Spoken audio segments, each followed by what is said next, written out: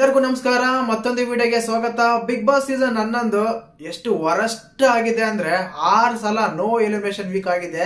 ಈ ಸೀಸನ್ ನಲ್ಲಿ ನೋಡೋ ಪ್ರೇಕ್ಷಕರಿಗೆ ವೀಕ್ಷಕರಿಗೆ ತುಂಬಾ ಬೇಜಾರಾಗದಂತೂ ಗ್ಯಾರಂಟಿ.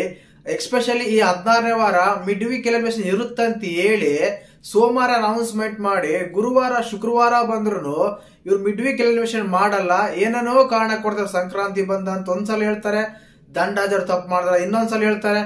ಯಾಕೆ ತಪ್ಪು ಮಾಡಿದ್ರೆ ಆವಾಗ್ಲೇ ನೀವು ಹೇಳ್ಬೇಕಾಗಿತ್ತಾನೆ ತಪ್ಪಾಗಿದೆ ಈ ರೀತಿ ಮತ್ತೆ ರೀಗೆ ಮಾಡಿಸ್ತೀನೋ ಇನ್ನೊಂದೇನೋ ಮಾಡ್ತೀನೋ ಅಂತ.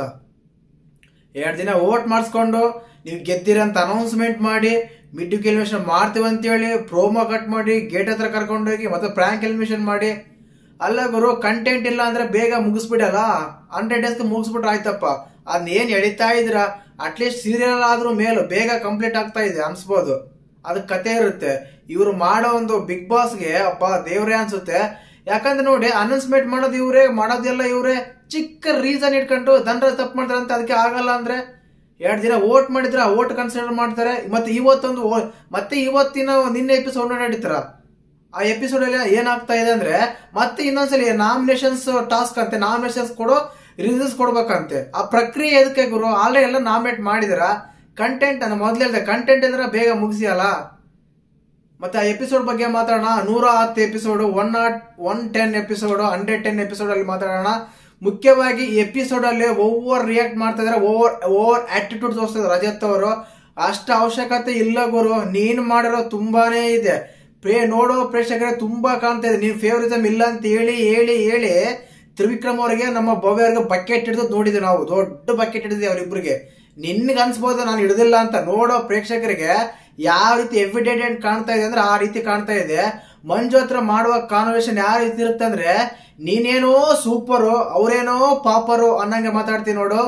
ನಿನ್ನ ಒಂದು ಪೊಗರು, ನಿನ್ನ ಒಂದು ಆಟಿಟ್ಯೂಡ್, ನಿನ್ನ ಮಾತು, ಅವನು ಇವನು ಅಂತ ಮಾತಾಡ್ತೀಯಲ್ಲ, ವಯಸ್ಸಿಗೆ ಬೆಲೆ ಕೊಡದೆ, ಅಲ್ಲಿ ಗೊತ್ತಾಗುತ್ತೆ ನಿನ್ನ ವ್ಯಕ್ತಿತ್ವ ಏನಂತ. You are the entertainer, doubt ಇಲ್ಲ. ಬಟ್ ನಿನ್ನ ವ್ಯಕ್ತಿತ್ವ ಮಾತ್ರ ತುಂಬಾ ಡೇಂಜರು, ತುಂಬಾ ನೆಗೆಟಿವ್ ಆಗಿ ಕಾಣ್ತಾ ಇದೆ ನೋಡೋರ್ ಕಣ್ಣಿಗೆ. ಅಷ್ಟು ಒಂದು ನೀನು ಮಂಜು ಹತ್ರ ಮಾತಾಡ್ತಿರೋ ಹಾಗೆ ತ್ರಿವಿಕ್ರಮ್ ಹತ್ರ ಮಾತಾಡಕ್ ಸಾಧ್ಯನೇ ಇಲ್ಲ, ಭವ್ಯ ಹತ್ರ ಮಾತಾಡಕ್ ಸಾಧ್ಯನೇ ಇಲ್ಲ. ನೀನ್ ಆ ರೀತಿ ಮಾತಾಡಲ್ಲ. ಮಂಜು ಒಬ್ಬನೇ ಸಿಗ್ತಾನೆ ನಿನಗೆ, ಮಂಜು ಅವ್ರೊಬ್ಬರೇ ಸಿಗ್ತಾನೆ ನಿನಗೆ. ಮಂಜು ಬಿಟ್ರೆ ಬೇರೆ ಯಾರ ಹತ್ರ ನೀನು ಆ ರೀತಿ ಮಾತಾಡಲ್ಲ. ಮಾತಾಡಕ್ ಧೈರ್ಯ ಕೂಡ ಇಲ್ಲ ನಿನಗೆ. ಅದೇನ್ ಹೇಳ್ತಾರಲ್ಲ, ಉತ್ತರ ಪುರುಷ ಮಂಜು ಹತ್ರ ಅಂತ, ಅಷ್ಟೇನೆ. ಅಂದ್ರೆ ಆಗಾದ ಮತ್ತೆ ಇದು ಸೂಟ್ ಆಗುತ್ತೆ ಅಷ್ಟೇನೆ.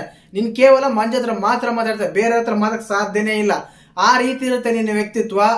ಯಾವ ರೀತಿ ಕೊಡ್ತಾನೆ ಅಂದ್ರೆ, ಇವರು ಆಡಿರೋ ಹಾಡುಗಳೆಲ್ಲ ಹಾಗೆ ಇದಾವೆ. ಉಸ್ತುವಾರಿ ಮಾಡಿದಾಗ ಗೊತ್ತೇ ಇದೆ.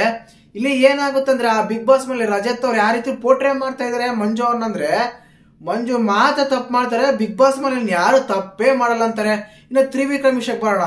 ತ್ರಿವಿಕ್ರಮ್ ಅವರು ಭವ್ಯಗೌಡ ಕೊಟ್ಟ ರೀಸನ್ಸ್ ಆಗ್ಲಿ ಅದಾಗ್ಲಿ ಆಲ್ರೆಡಿ ಕ್ಲಾರಿಫೈ ಆಗಿದೆ, ಅದೆಲ್ಲ ಮುಗಿದಾಗಿದೆ. ಇಲ್ಲೇನೋ ಯಾರೋ ಒಬ್ರು ಕೊಡ್ಬೇಕು ಅನ್ನೋ ಕಾರಣಕ್ಕೆ ಕಿಚ್ಚ ಸರ್ ಬೇರೆ ಹೇಳಿದ್ರಲ್ಲ, ಒಂಡೆಗ ಮತ್ಲಬ್ ಇಬ್ರು ಜೋಡಿಯಾಗಿ ಆಡ್ಬೇಡಿ ಅಂತ. ಆ ಕಾರಣಕ್ಕೆ ಇಲ್ಲಿ ಕೊಡ್ತಾರೆ ಅನ್ನೋ ಅರ್ಥ ಆಗ್ತಾ ಇಲ್ಲ. ಆ ರೀತಿ ಕೊಡ್ತಾ ಇದ್ರು. ಮಂಜಣ್ಣ ಅವ್ರ ಬಗ್ಗೆ ನೋಡ್ಕೊಂಡು ಮಾತಾಡ್ತಾ ಇದಾರೆ. ನೀವ್ ಯಾಕೆ ಅಷ್ಟೊಂದು ಅಫೆಂಡ್ ಆಗ್ತಾ ಇದ್ರ? ಅಂದ್ರೆ ನೀವು ಅದ್ರ ಬಗ್ಗೆ ಮಾತಾಡಿದ್ರ, ನೀವು ತಪ್ಪು ಮಾಡಿದ್ರ, ನೀವೇನಾದ್ರೂ ಮಾತಾಡಿದಿರಾ? ಇಂಥ ಪ್ರಶ್ನೆಗಳು ಹಲವಾರು ಉಟ್ಕೊಂತವೆ. ಅವ್ರು ಮಾತಾಡಕ್ ಅವ್ರು ಬಿಡಿ, ಅವ್ರಿಬ್ರು ಮಾತಾಡ್ತಾ ಇದಾರೆ. ತ್ರಿವಿಕ್ರಮ್ ಅಂತ ಹೆಸರು ಬೇರೆ ಎತ್ತಿದಾರ ಅಲ್ಲಿ. ಅವ್ರು ಎತ್ತಿದ ರಜತ್ ಬೆನ್ನಿಂದ ಎಷ್ಟು ಸಲ ಮಾತಾಡಿದ ರಜತ್, ತುಂಬಾ ಸಲ ಮಾತಾಡಿದ್ದಾರೆ ರಜತ್. ಮಂಜಣ್ಣನ ಬಗ್ಗೆ ತುಂಬಾ ಸಲ ಮಾತಾಡಿದ್ದಾರೆ, ಬೇರೆ ಎಲ್ಲರ ಬಗ್ಗೆನೂ ಮಾತಾಡಿದ್ದಾರೆ. ಅದು ಯಾವ ರೀತಿ ಅಂದ್ರೆ ಡಬಲ್ ಮೀನಿಂಗ್ ಡೈಲಾಗ್ ಎಲ್ಲ ಮಾತಾಡ್ತಾರ ಅವರು. ಆ ರೀತಿ ಎಲ್ಲ ಮಾತಾಡ್ತಾರೆ. ಇವ್ರೇನೋ ಸಾಚಾ ತರ ನಾನು ಒಬ್ರೇ ಕರೆಕ್ಟ್ ಆಗಿದ್ದೀನಿ, ಬೆನ್ನಿಂದ ಮಾತಾಡೋದು ಮಂಜು ಅವ್ರು ಒಬ್ರೇ ಅನ್ನೋ ಹಾಗೆ ಪೋಟ್ರೆ ಮಾಡ್ತಾ ಇದ್ದಾರೆ. ಇನ್ನ ನಾಮಿನೇಷನ್ ತರೋಣ. ಮೊದಲನೇದಾಗಿ ನಮ್ಮ ಮಂಜಣ್ಣ ತಗೊಂತಾರೆ ರಜತ್ ಅವ್ರನ್ನ, ಭವ್ಯ ಅವ್ರನ್ನ, ಗೌತಮಿ ಅವ್ರನ್ನ. ನಾನು ಈ ಸೀಸನ್ ಅಲ್ಲಿ ನೋಡಿದ್ ಮೊದಲೇ ಸಲ ಅನ್ಸುತ್ತೆ ಗೌತಮಿ ನಾಮಿನೇಟ್ ಮಾಡಿದ್ದು. ಈಗ್ಲಾದ್ರೂ ಮಾಡ್ದಲ್ಲ ಅಂತ ಅನ್ಸುತ್ತೆ. ಅವ್ರು ಕೊಟ್ಟ ರೀಸನ್ಸ್ ಹಾಗೆ ಇತ್ತು. ಸಿಂಪಲ್ ಆಗಿ ರಜತ್ ಅವ್ರನ್ನ ಅವ್ರು ಆಡಿದ್ದ ಆಟಗಳು, ಮಾತುಗಳು, ಫೇವರಿಸಮ್ ಹಾಗೆ ಹೀಗೆ ಏನೇನೆಲ್ಲ ಹೇಳ್ತಾರೆ. ಅವೆಲ್ಲ ಕೆಲವು ಸತ್ಯಗಳಿದ್ರೆ ಕೆಲವು ಅಸತ್ಯಗಳು ಇದಾವೆ, ಆದ್ರೆ ಇಲ್ಲ ಅಂತಲ್ಲ. ಇನ್ನು ತ್ರಿವಿಕ್ರಮ್ ಅವ್ರು ಬರ್ತಾರೆ. ತ್ರಿವಿಕ್ರಮ್ ಅವ್ರು ಬಂದಾಗ ಭವ್ಯಗೌಡರ್ನ, ಮಂಜಣ್ಣ ಅವ್ರನ್ನ, ಗೌತಮಿನ ಅಂತಾರೆ. ಇಲ್ಲಿ ಒಂದು ಪ್ಯಾಟ್ರನ್ ಬಂದ್ಬಿಟ್ರೆ, ನಿನ್ನ ಅತಿ ಹೆಚ್ಚಾಗಿ ನಾಮಿನೇಟ್ ಆಗಿದ್ದು ಭವ್ಯಗೌಡ, ಮಂಜಣ್ಣ, ಗೌತಮಿ, ಇವ್ರು ಮೂವರೇ ಆಗಿದ್ದು. ಕಡಿಮೆ ಅಂದ್ರೆ ಧನರಾಜ, ಮೋಕ್ಷಿತ ಅನ್ಸುತ್ತೆ, ಅಷ್ಟ ಇತ್ತು.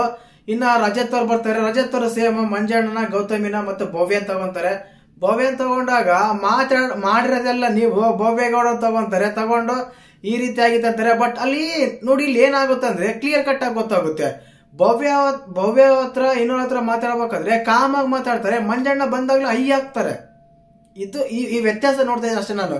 ಮಂಜಣ್ಣ ಬಂದಾಗ ಭವ್ಯಗೌಡ ಬಂದಾಗ ಸಿಂಪಲ್ ಆಗಿ ಭವ್ಯ, ಹಾಗೆ ಭವ್ಯ, ಹೀಗೆ ಭವ್ಯ ಅಂತ ನೀವು ಬಕೆಟ್ ಹಿಡಿಯ. ಭವ್ಯ ಹತ್ರ ಅದೇ ಸ್ಟ್ರಾಂಗ್ ಪಾಯಿಂಟ್ಸ್ ಆಗಿ ವಾಯ್ಸ್ ಓವರ್ ಮಾಡಿ ಮಾತಾಡಕ್ ಆಗಲ್ಲ ನಿಮ್ಗೆ, ಅದೇ ಮಾತ್ರ.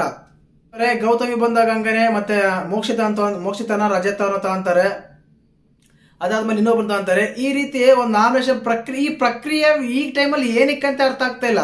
ನೀವು ನಾಮಿನೇಷನ್ಸ್ ಎಲ್ಲ ಮಾಡಿದ್ರೆ ನಾಮಿನೇಷನ್ ರಿಸಲ್ಟ್ಸ್ ಕೊಡೋ ಅವಶ್ಯಕತೆ ಇತ್ತು. ಅಲ್ಲ ಗುರು, ಏನೋ ಎಂಟರ್ಟೈನ್ಮೆಂಟ್ ಫ್ಯಾಕ್ಟ್ರಿ, ಏನೋ ಸಾಂಗ್ಸ್ ಆಡ್ಸೋದು, ಡ್ಯಾನ್ಸ್ ಮಾಡ್ಸೋದು, ಏನೋ ಸ್ಕಿಟ್ಸ್ ಬರ್ಸೋದು, ಅವ್ರ ಹತ್ರ ಟ್ಯಾಲೆಂಟ್ಸ್ ಏನೋ ಹೊರಗೆ ತೆಗಿಯೋದು, ಅದ್ಬಿಟ್ಬಿಟ್ಟು ಬರೀ ಬೆಂಕಿ ಹಚ್ಚೋದು, ಬೆಂಕಿ ಊದೋದು, ಫೋಟೋಸ್ ಇಡೋದು ನೋಡಿ ನೋಡಿ ನೋಡಿ ಸಾಕಾಗ್ಬಿಟ್ಟಿದೆ. ಹೋಗ್ಲಿ, ಅವರು ಏನಾದ್ರು ಹೊಸದಾಗಿ ಏನಾದ್ರು ಪಾಯಿಂಟ್ಸ್ ಆದ್ರೂ ಹೇಳ್ತಾರ, ಅದು ಇಲ್ಲ. ಹಳೆದೇ ತಿರುವು ಹಾಕಿ ಮೇಲಾಕಿ ತಿರುವು ಹಾಕಿ ಎಲ್ಲ ಮಾತಾಡ್ತಾರೆ. ರಜತ್ ಅವರು ಧನ್ರಾಜ್ ಅವ್ರಿಗೆ ಫೇವರಿಸಂ ಮಾಡಿದ್ದು ತಪ್ಪು ಅಂತ ಹೇಳಿದ್ರೆ ಮತ್ತೆ ಅದ್ರ ಬಗ್ಗೆನೇ ಮಾತಾಡ್ತಾರೆ. ಓವರ್ ಆಲ್ ಆಗಿ ಎಪಿಸೋಡ್ ಏನಂದ್ರೆ ಈ ನಾಮಿನೇಷನ್ ಏನ್ಸಿರಲ್ಲ ಮುಗಿದ್ಬಿಡುತ್ತೆ. ಅದರಲ್ಲಿ ನಿಜಾಯಿತಿಯಾಗಿ ನಾರ್ಮಲ್ ಆಗಿ ಮಾತಾಡಿದ್ದು ಒಂದು ಮೋಕ್ಷಿತ ಮಾತಾಡ್ತಾರೆ. ಗೌತಮಿ ಒಳ್ಳೆ ಪಾಯಿಂಟ್ಸ್ ಇಡ್ತಾರೆ ರಜತ್ ಅವ್ರಿಗೆ. ಮಂಜು ಸ್ವಲ್ಪ ಓವರ್ ಆಯ್ತು, ಅದಕ್ಕಿಂತ ಓವರ್ ರಜತ್ ಮಾತಾಡಿದ್ರು. ರಜತ್ ಓವರ್ ರಿಯಾಕ್ಟ್ ಮಾಡ್ತಾರೆ ಅಂದ್ರೆ ಅಷ್ಟು ಓವರ್ ರಿಯಾಕ್ಟ್ ಮಾಡ್ತಾರೆ. ತ್ರಿವಿಕ್ರಮ್ ಅವ್ರು ಅಷ್ಟೊಂದು ಅಫೆಂಡ್ ಎದಕ್ಕಾಗ್ತಾರೆ ಅಂತ ಗೊತ್ತಿಲ್ಲ. ಎಪಿಸೋಡ್ ಅಲ್ಲಿ ನೋಡಿದಾಗ ಇವ್ರು ಏನೋ ಮಾಡ್ತಾರೆ ಅಂತ ನಾವೆಲ್ಲ ಟಿವಿ ಮೇಲೆ ಕುತ್ಕೊಂಡಿದ್ರೆ ಇನ್ನೇನೇನೋ ಮಾಡಿ ಆಗ್ತಾ ಇದಾರೆ. ನಮಗಂತೂ ಈ ವೀಕಲ್ಲ ಅಪ್ಡೇಟ್ಗಳು ರಾಂಗ್ ಆದಷ್ಟು ಯಾವ ವೀಕಲ್ಲೂ ಆಗಿಲ್ಲ. ಯಾಕಂದ್ರೆ ಅಪ್ಡೇಟ್ಗಳು ಕೊಟ್ಟಾಗ ಒಂದ್ 10 ಅಪ್ಡೇಟ್ ಕೊಟ್ರೆ ಅದ್ರ ಒಂದ್ ವೀಕಲ್ಲಿ ಒಂದ್ 5-6 ಅಪ್ಡೇಟ್ ಬಂದ್ರೆ 5ರಲ್ಲಿ 4 ಆದ್ರೆ ಸತ್ಯ ಆಗ್ತಿತ್ತು, ಏನೋ ಒಂದ್ ಸುಳ್ಳಾಗ್ತಾ ಇತ್ತು. ಬಟ್ ಈ ವಾರ ಬಂದ್ರೆ ಅಪ್ಡೇಟ್ಗಳಲ್ಲಿ ಈ ಮಿಡ್ ವೀಕ್ ಎಲಿಮಿನೇಷನ್ ಅಂತ ತಗೊಂಡ್ಬಂದ ಬಿಗ್ ಬಾಸ್, ಈ ರೀತಿ ಕಂಟೆಂಟ್ ಮಾಡೋರು ಹಾಳ ಮಾಡ್ಬಿಟ್ರ ಅಂತ ಅನ್ಸುತ್ತೆ. ಆ ರೀತಿ ಇರುತ್ತೆ ಅಪ್ಡೇಟ್ ಕೊಡೋದು, ಅದು ಸಿಲ್ಲಿ ರೀಸನ್ಸ್ಗೆ ಆ ರೀತಿ ಆಗಿತ್ತು. ಮತ್ತೆ ಎಪಿಸೋಡ್ ನೀವು ನೋಡಿದಾಗ ನಿಮ್ಗೆ ಯಾರ್ಯಾರು ಯಾವ ರೀತಿ ಮಾತಾಡಿದ್ರು ಅಂತ ಕಮೆಂಟ್ ಮಾಡಿ. ಒಂದಂತೂ ಸತ್ಯ, ಭವ್ಯಗೌಡರು ತುಂಬಾ ಎಕ್ಸಲೆಂಟ್ ಆಗಿ ರಿಪ್ಲೈ ಕೊಟ್ರು. ಅವರು ಕೊಟ್ಟಿರೋ ಒಂದು ಕಾರಣಗಳಿಗೆ, ಅವ್ರು ಕೊಟ್ಟಿರೋ ಒಂದು ವರ್ಡ್ಸ್ಗೆ ಅದು ಕರೆಕ್ಟ್ ಆಗಿ ಕ್ರಿಯೇಟ್ ಮಾಡೋ ಅನ್ಸುತ್ತೆ. ಒಂದು ಭವ್ಯಗೌಡ, ಮೋಕ್ಷತಾ, ಗೌತಮ್ 3 ಚೆನ್ನಾಗಿ ಮಾತಾಡೋದು ಫಿಮೇಲ್ ಕಂಟೆಸ್ಟೆಂಟ್ ಗಳಲ್ಲಿ. ಬಟ್ ಇವರೇನೆ ಕಿತ್ತಾಡ್ಕೊಂಡು ಶುರು ಮಾಡ್ಕೊಂಡಿದ್ರು. ಧನ್ರಾಜ್ಗಳು ತಪ್ಪು ಮಾಡಿದ್ ಒಪ್ಕೊಂಡ. ಅದು ಎಪಿಸೋಡ್ ಶುರುವಾಗೋದೇ ಶುರುವಾಗುತ್ತೆ, ಆ ರೀತಿ ಆಗಿತ್ತು ಈ ರೀತಿ ಆಗಿತ್ತು ಅಂತ ಅಲ್ಲಿ ಒಪ್ಕೊಂತಾನೆ. ಬಟ್ ನನ್ನನ್ನು ನಾಮಿನೇಟ್ಗೆ ಹಾಕಿ ಅನ್ನೋ ಅವಶ್ಯಕತೆ ಇರಲಿಲ್ಲ. ಬಿಗ್ ಬಾಸ್ ನನ್ನ ಕಡೆಯಿಂದ ತಪ್ಪಾಗಿದೆ, ಕ್ಷಮೆ ಇಲ್ಲೇ ನೋಡ್ದೇನೆ ಮಾಡ್ಬಿಟ್ಟೆ. ಬಟ್ ನನಗೆ ಅದು ಅಷ್ಟೊಂದು ಇದಾಗುತ್ತೆ ಅಂತ ಅನ್ಕೊಂಡಿರಲಿಲ್ಲ ಅಂತ ಹೇಳ್ಬೋದಾಗಿತ್ತು. ಇವ್ರು ನನ್ನ ನಾಮಿನೇಟ್ ಮಾಡಿ ಅಂತ ಗೊತ್ತಿರುತ್ತೆ ಬಿಗ್ ಬಾಸ್ಗೆ ಏನ್ ಮಾಡ್ಬೇಕು ಏನ್ ಮಾಡಬಾರ್ದು ಅಂತ. ನೀವ್ ಹೇಳ್ದಂಗೆ ಏನ್ ಕೇಳಲ್ಲ ಬಿಗ್ ಬಾಸ್ ಹೇಳ್ದಂಗೆ ನೀವೆಲ್ಲ ಕೇಳ್ಬೇಕಲ್ಲಿ, ಅದು ಗೊತ್ತಿರೋ ವಿಷಯ. ಅದನ್ನ ಬಿಟ್ಬಿಟ್ಟು ನನ್ನ ನಾಮಿನೇಟ್ ಹಾಕಿ ಸೇರಿಸ್ಬಿಟ್ರೆ ಅಂತ ಬಿಗ್ ಬಾಸ್ ಏನ್ ಮಾಡಲ್ಲ. ಡೋರ್ ಎಲ್ಲ ಕ್ಲೋಸ್ ಮಾಡ್ಬಿಡ್ತಾರೆ ನಾಮಿನೇಟ್ ಮಾಡಲ್ಲ ಅಂತ. ಇಲ್ಲ ಅಪ್ಡೇಟ್ ಕೊಟ್ಟಿರೋ ಸಾಯ್ಬೇಕು, ಹಂಗಿರುತ್ತೆ. ಮತ್ತೆ ನಿಮ್ಗೆ ಎಪಿಸೋಡ್ ನೋಡಿದಾಗ ಏನಂತ ಕಮೆಂಟ್ ಮಾಡಿ. ಹಾಗೇನೆ ವಿಡಿಯೋ ಅಂತೂ ಇಷ್ಟ ಆಗಲ್ಲ ಬಿಡಿ. ಜೈ ಹಿಂದ್, ಜೈ ಕರ್ನಾಟಕ.